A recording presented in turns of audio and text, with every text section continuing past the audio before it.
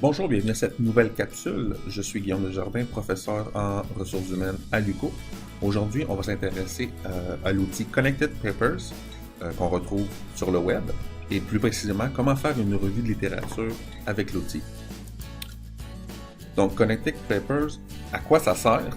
Bien, si vous êtes étudiant au premier cycle, on peut vous demander, par exemple, d'expliquer les fondements d'un article. Donc, sur quoi l'auteur s'est basé pour écrire son manuscrit. C'est quelque chose que Connected Paper va permettre de vous aider.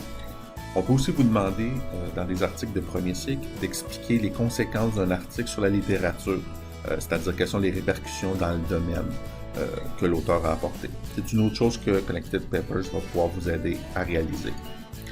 Pour ce qui est des études graduées, donc les cycles supérieurs ou même les chercheurs, ben, ça permet de faire une revue de littérature pour l'écriture d'articles scientifiques. Ça permet d'avoir une vision holistique de la littérature, puis de détecter les tendances puis les profils qui s'en dégagent. Donc, par exemple, on pourrait remarquer qu'un article est influencé par tel auteur en psychologie ou tel auteur en sociologie. Même chose pour les apports à la communauté scientifique. Donc, ce que je vais vous montrer aujourd'hui, je vais commencer par vous montrer la visualisation de la page d'accueil. L'exemple que je vais utiliser dans cette capsule-là, c'est un exemple d'un article en ressources humaines, mais Connected Papers est capable de marcher dans tous les domaines de la science. Cependant, il fonctionne un petit peu moins bien pour tout ce qui est livre, donc je vous conseille de vous servir de l'outil uniquement lorsque vous voulez traiter d'articles scientifiques. Donc, je vais vous montrer comment créer une représentation graphique de l'article. Et je vais vous montrer par la suite comment aller voir les visualisations d'articles cités par notre exemple, comment voir les visualisations d'articles qui citent notre exemple, et comment créer des nouvelles cartes, et par la suite voir nos cartes qu'on a déjà sauvegardées. Donc allons-y. Donc là, lorsque vous êtes sur la page d'accueil, c'est ce que vous allez voir. Donc vous pouvez ici entrer l'information que vous recherchez par rapport à votre graphique. Vous pouvez rechercher un article par son DOI, c'est-à-dire son numéro d'identification unique, par son URL de l'éditeur ou par tout simplement le titre de l'article. Pour ce qui est du titre de l'article, c'est probablement juste les articles les plus populaires que vous allez être capable d'aller rechercher là-dedans. Si vous allez chercher un article qui est un peu moins connu, le DOI va être un meilleur choix pour vous à ce moment-là. Donc, on va faire un exemple avec un article d'Ulrich. Donc ici, si je tape le titre de l'article, c'est un article qui est très connu, donc qui a été repéré par le logiciel. Je peux cliquer ici. J'ai déjà créé la carte, donc le logiciel va automatiquement me montrer la carte.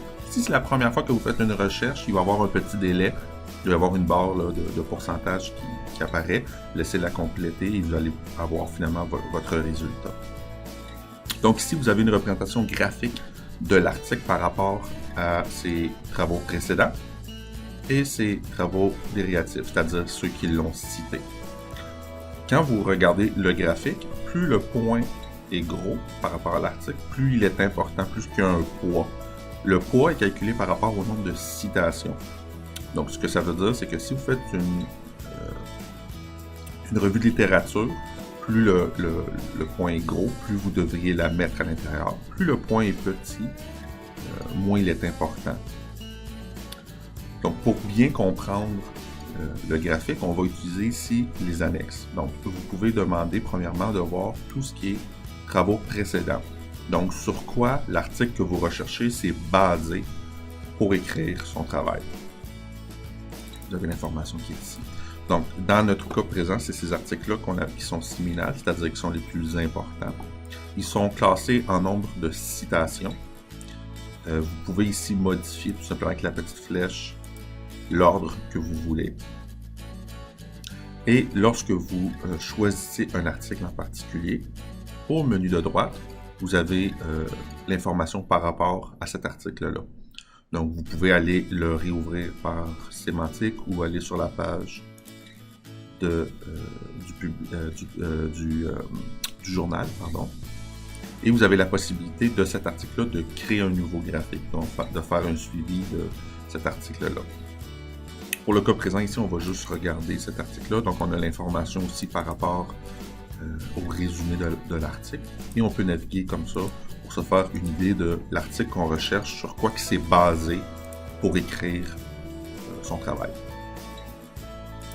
Si on va voir le travail dérivatif, ça c'est à ce moment-là ce qui a été cité du travail, donc c'est-à-dire qui a cité l'article qu'on a recherché.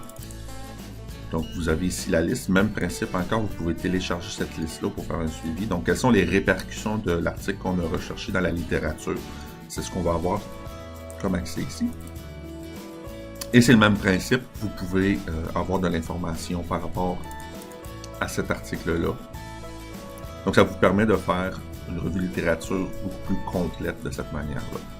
Au même titre, lorsque vous retrouvez un article très important, par exemple celui-là ici qui a 77 citations, vous pouvez demander de recréer un graphique par rapport à ce document-là. Donc vous allez voir que ça va prendre quelques temps puisque je ne l'ai jamais fait auparavant.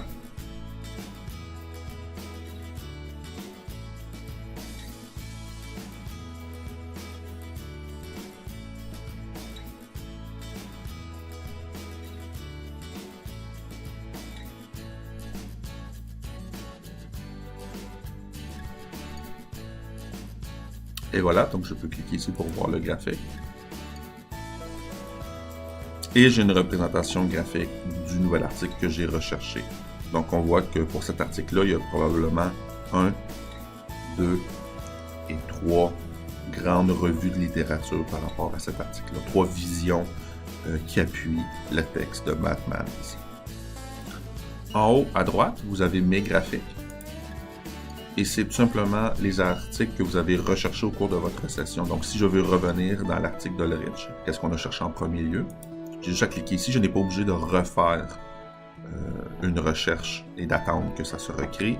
Le logiciel va automatiquement retenir ce qu'on a recherché. Donc, ça vous donne une vue d'ensemble de Connected Paper, comment on peut lire et interpréter les informations que ce site-là nous donne. Donc, c'est ce qui conclut notre capsule sur Connected Papers. Je vous remercie de votre attention. Je vais laisser dans les détails de cette vidéo-là certaines ressources complémentaires si vous voulez approfondir votre connaissance. Bonne journée!